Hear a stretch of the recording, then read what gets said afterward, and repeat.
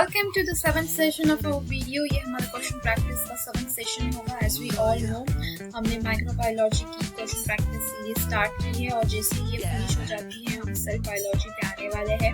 अभी माइक्रोबायोलॉजी के हमारा 7th सेशन होगा and as you all know ये इन सब एग्जाम्स को टारगेट करने वाला है। IIT JAM, GAT, PK, Texas, CUT, PG and टेक्का को लेके। तो चलिए स्टार्ट करते हैं हम हमारे आज के फर्स्ट क्वेश्चन के साथ। Assalamu alaikum, hello everyone and welcome to IQ Star Education। तो लास्ट वीडियो में हमने हमारा जो टॉक्सिन का पार्ट है उसे कंप्लीट कर लिया था, जिसमें हमने एंडो एंड एक्सोटॉक्सिन के ऊपर क्वेश्चंस स्टडी किए थे एंड इस वीडियो में हम वायरसेस के जो बचे हुए क्वेश्चंस है उसे भी स्टडी करने वाले हैं। लास्ट वीडियो में हमने कुछ 5 और 6 वायरसेस को क्वेश्चंस कंप्लीट किए थे और बाकी के क्वेश्चंस हम इस वीडियो में कवर करने वाले हैं। तो चलिए स्टार्ट करते हैं हम हमारे आज के फर्स्ट क्वेश्चन के साथ। तो हमारा आज का फर्स्ट क्वेश्चन है, it is regarding RNA dependent RNA polymerase. So our question is something like an RNA dependent RNA polymerase is likely to be present in the virion of. तो पहले ये विरोइन वायरसेस ये चीजें होते क्या है पहले उन्हें हम देखते हैं। तो विरोइन एक complete we can say virus होता है, कंप्लीट होता है, इन्फेक्शियस होता है। अलॉन्ग विद दैट ये मैच्योर होता है और ये outside of the cell present होता है। तो ये बात आपको इसके लिए याद रखनी है। अब और एक टर्म आती है जो होती है विरोइड। ये विरोइन है, ये विरोइड है। विरोइड जो है वो नेकेड होता है, नेकेड इन्फेक्शियस RNA होता है उसके अंदर। और प्रायोन की बात करें तो ये इन्फेक्शियस प्रोटीन होता है। इसकी एक बहुत फेमस सी डिसीज है, इलनेस है जो कि आपको याद रखनी है, वो है क्रुट्ज़फर disease. I don't know about its spelling, I'm not sure, but ये डिसीज जो है क्रुट्ज़फर डिसीज ये बहुत इंपॉर्टेंट है, आपको इसके बारे में याद रखना है। ये प्रायोन, एक तरह का प्रायोन का डिसीज है, इसमें प्रायोन होता है। अब विरोइन होता है कंप्लीट इन्फेक्शियस जो कि आउटसाइड होता है सेल के। विरोइड होता है वो नेकेड इन्फेक्शियस RNA से बना हुआ होता है और जो प्रायोन है वो इन्फेक्शियस प्रोटीन होता है। तो हमारा जो विरोइन है यहाँ पे जो क्वेश्चन में पूछा गया है उसके पास होता है निगेटिव स्ट्रैंड ऑफ RNA। तो हमारा यहाँ पे करेक्ट ऑप्शन हो जाएगा option number C, minus strand of RNA virus. So let's continue with our question number 7। पहले आप लोग ट्राई कीजिए।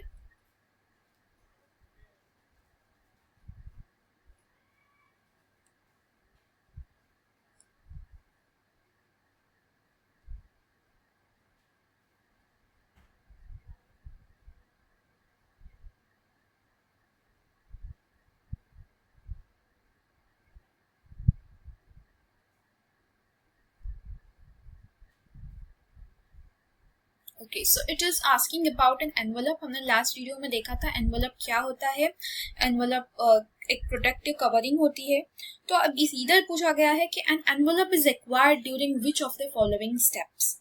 तो एनवेलप जो है वो बडिंग के टाइम पे एक्वायर किया जाता है। बडिंग के टाइम पे जब वो जो वायरस है वो जब उससे रिलीज होता है तब उसके अराउंड एक कवरिंग आ जाती है, प्रोटेक्टिव कवरिंग, वो होती है एनवेलप की। तो यहाँ पे हमारा करेक्ट ऑप्शन बी हो जाएगा, रिलीज के टाइम पे। जो नॉन एनवेलप वायरस होते हैं वो लाइसिस के थ्रू यहाँ पे वो रिलीज होते हैं, इसीलिए उनके अंदर एनवेलप नहीं आता। बट जो एनवेलप वाले वायरस है वो बडिंग के थ्रू यहाँ पे रिलीज होते हैं, इसीलिए उनके अंदर एनवेलप आ जाता है।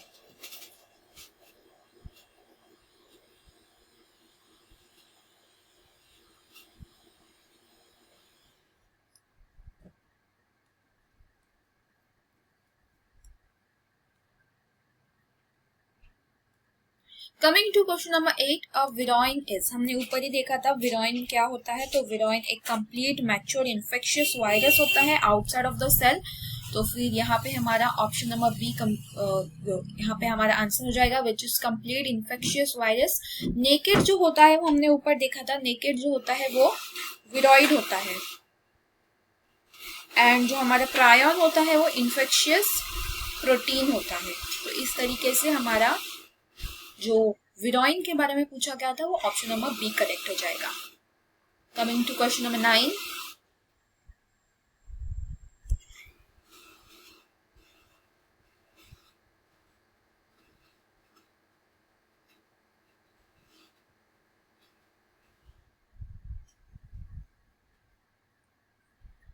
Question number 9 is asking about the spikes जो कि वायरस के ऊपर प्रेजेंट होते हैं, उसका जो फंक्शंस है यहाँ पे दिए गए स्टेटमेंट्स, और वो पूछा गया है which of the following is true. They contain lysosome for rupturing the host cell, they function in recognition and attachment to host cell, they are glycoprotein. तो हमारा यहाँ पे ऑप्शन नंबर डी करेक्ट हो जाएगा, both B and C, because वो glycoprotein के बने हुए होते हैं, वो अटैचमेंट में हेल्प करते हैं होस्ट सेल को, और वो रिकॉग्निशन के लिए भी हेल्प करते हैं ऑफ द रिसेप्टर। रिसेप्टर के रिकॉग्निशन के लिए वो यहाँ पे उनका यूज होता है। तो इस तरीके से हमारा option number D will be the correct answer. Coming to question number 10,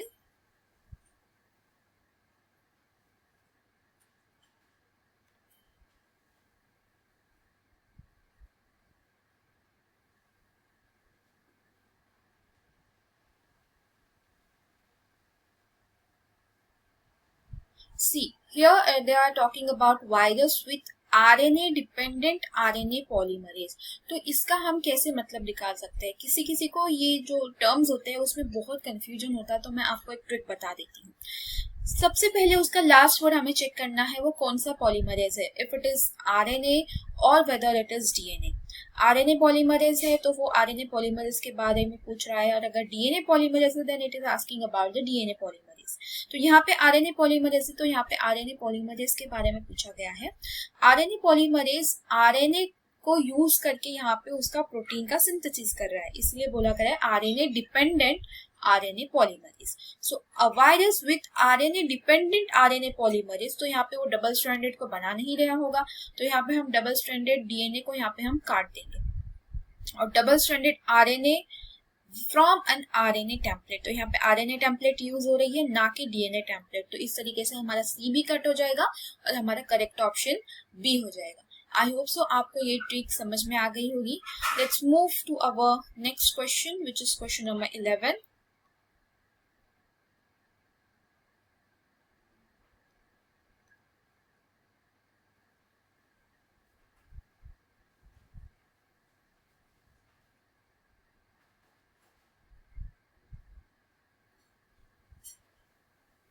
Question number 11 is very easy and direct question asking for the characteristics or processes which is common to both bacteria and viruses. आपने I hope so अभी तक answer दे दिया ही होगा, which is nucleic acid as a genetic material. Both viruses and DNAs can both viruses and bacteria either contain a DNA और RNA. सो ये यहाँ पे nucleic material हमारा क्या हो जाएगा, न्यूक्लिक एसिड हमारा जेनेटिक मटेरियल हो जाएगा। सो इस तरीके से हमारा option E will be the correct answer. Let's move to our next question.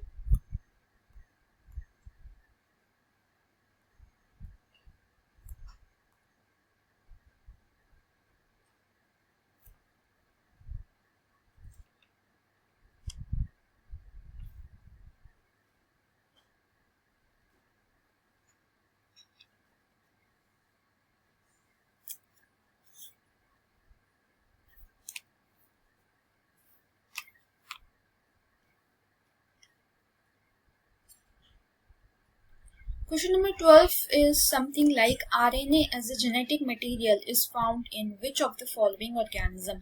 हमें बताना है इसमें से कौन सा ऐसा ऑर्गेनिज्म है जो RNA को as a genetic material use करता है। Starting with Plasmodium. Plasmodium use करता है DNA ना कि RNA, ये एक तरीके का प्रोटोजोन है। Option B is Staphylococcus aureus, तो ये यूज करता है again DNA which is a bacteria, ये एक बैक्टीरिया है। Schizosaccharomyces cerevisiae, this uses also again uses DNA and it is a fungus. So हमारा option D will be the correct option which is poliovirus, और ये single stranded positive की जो strand होती है RNA की वो यूज यहाँ पे करता है, and it belongs to the family Picornaviridae। ये चीजें आपको याद रखनी है बिकॉज फैमिलीज के ऊपर भी क्वेश्चंस बहुत बार पूछे जाते हैं, तो ये फैमिलीज के नाम भी आपको याद होने चाहिए एटलीस्ट बेसिक इसके, तभी लाइक पोलियो वायरस वगैरह हो गया, तो इन सब चीजों के आपको याद रखने हैं। Let's go with our question number 13 which is also talking about the viruses which replicate in the cytoplasm। First आप लोग ट्राई कीजिए।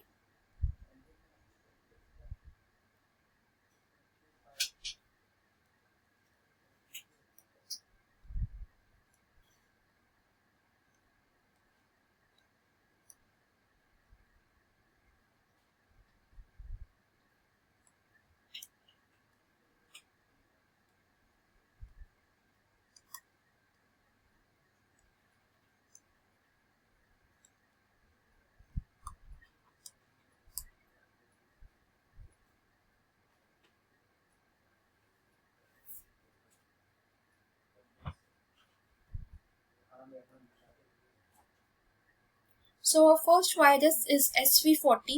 So SV40 uses double-stranded DNA to replicate, और ये replicate करता है न्यूक्लियस के अंदर, ना कि साइटोप्लाज्म में। तो ये हमारा ऑप्शन कट हो जाएगा। एडिनोवायरस की बात करें तो एडिनोवायरस भी यहाँ पे डबल-स्ट्रैंडेड DNA में होता है उसके अंदर, और ये भी न्यूक्लियस के अंदर ही रेप्लिकेट करता है। Then herpes simplex virus, it is also replicated in nucleus. It also has double-stranded DNA. जो कि हमारा अभी जो लास्ट ऑप्शन बचा है, option number C, vaccinia virus. अब वैक्सीनिया वायरस रेप्लिकेट करता है साइटोप्लाज्म के अंदर। ये पॉक्स वायरस के फैमिली से बिलोंग करता है, या पॉक्स विरिडे भी बोल सकते हैं आप। और इसके अंदर जो ये एनवलप होता है ये वायरस, जिसमें वो डबल स्ट्रैंडेड डीएनए का यूज करता है, और it has double stranded DNA. इसके पास रेप्लिकेशन के लिए और ट्रांसक्रिप्शन के लिए खुद के एंजाइम्स प्रेजेंट होते हैं, इसीलिए वो उसके साइटोप्लाज्म में रेप्लिकेट कर सकता है। So option number C will be our correct answer over here. Let's move to our question number 14.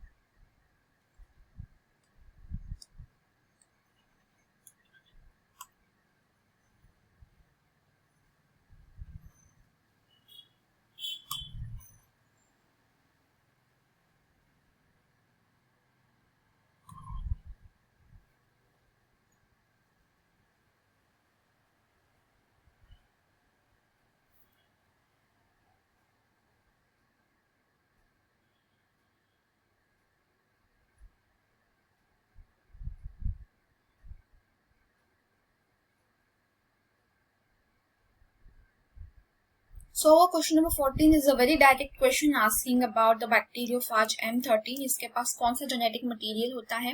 C. Bacteriophage M13 and 5173 ऐसा कुछ तो नंबर है, I don't remember the number. तो ये ऐसे दो बैक्टीरियोफाज है जो कि सिंगल स्ट्रैंडेड डीएनए से बने हुए होते हैं। तो यहाँ पे हमारा correct option single stranded DNA हो जाएगा, यानी कि ऑप्शन नंबर सी। बाकी के सभी बैक्टीरियोफाज में डबल स्ट्रैंडेड होता है। तो ये आपको एक्सेप्शन से याद रखने हैं। एक्सेप्शंस के ऊपर बहुत बार क्वेश्चंस पूछे जाते हैं। चलते हैं हम नेक्स्ट क्वेश्चन पे। See, here also they are asking about MS2. तो MS2 में जो होता है उसमें सिंगल स्ट्रैंडेड आरएनए प्रेजेंट होता है, और यानी कि यहाँ पे option number B will be our correct answer. Single stranded RNA, और ये सिर्फ F+ ई कोलाई को ही इन्फेक्ट कर सकता है। तो यहाँ पे हमारा 15 का आंसर बी हो जाएगा। Coming to question number 16।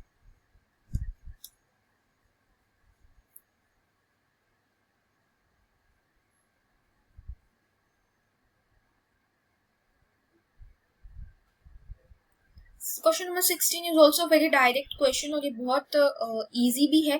Cauliflower Mosaic virus के बारे में पूछा गया है। कॉलीफ्लावर मोजाइक वायरस में डबल स्ट्रैंडेड डीएनए प्रेजेंट होता है, तो ये आपको याद रखना है। चलते हैं हम क्वेश्चन नंबर 17 पे, which is match the following. आप पहले ट्राई कीजिए and then we will look for the answer.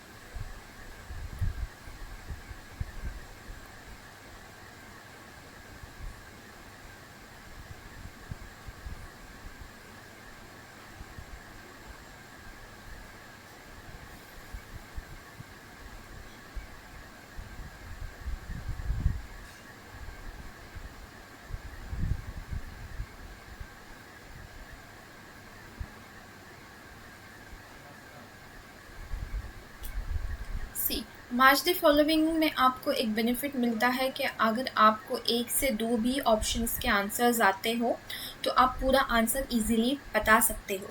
सी, हमने ऊपर ही अभी कॉलीफ्लावर मोजाइक वायरस के बारे में पढ़ा था, और उसके अंदर कैसा होता है double stranded linear DNA.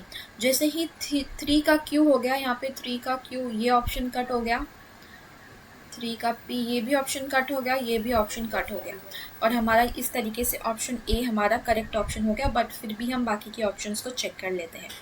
पॉलियोमा virus में होता है सर्कुलर डबल स्ट्रैंडेड डीएनए, तो यहाँ पे फर्स्ट का आर हो जाएगा। देन पोलियो वायरस हमने ऊपर ही देखा था, इसमें होता है पॉजिटिव सिंगल स्ट्रैंडेड आरएनए, यानी कि सेकेंड का पी। यस। एंड यहाँ पे इन्फ्लुएंजा वायरस की बात करें तो इन्फ्लुएंजा वायरस में होता है negative single stranded RNA, so option T. And हमारा बचा हुआ फिफ्थ वाउंड ट्यूमर वायरस में डबल स्ट्रैंडेड आरएनए। तो इस तरीके से हमारा option number A will be correct answer.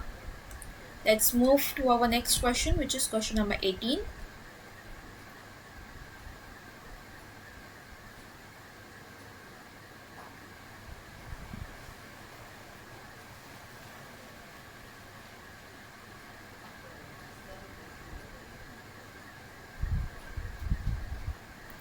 So question number 18 is something like, which of the following would be the first step in the biosynthesis of a virus with the reverse transcriptase? तो reverse transcriptase के through अगर हमें virus का synthesis करना है, biosynthesis, तो इसमें first step पूछी गई है। तो यहाँ पे हमारा option number D will be a correct answer. A complementary strand of DNA must be synthesized form an RNA template. So our correct option is option D. Let's move to our question number 19.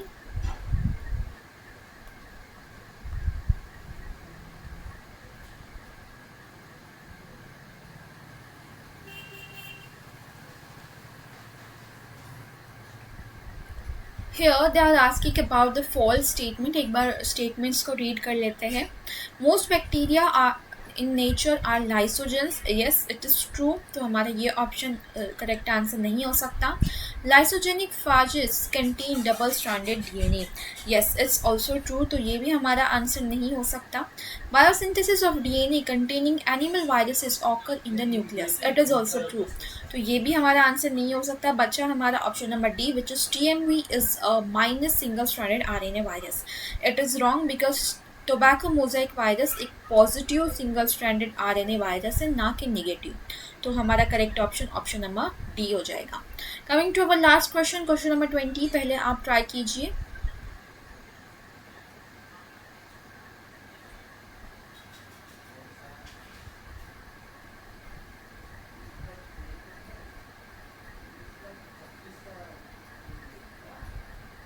So question number 20 is talking about if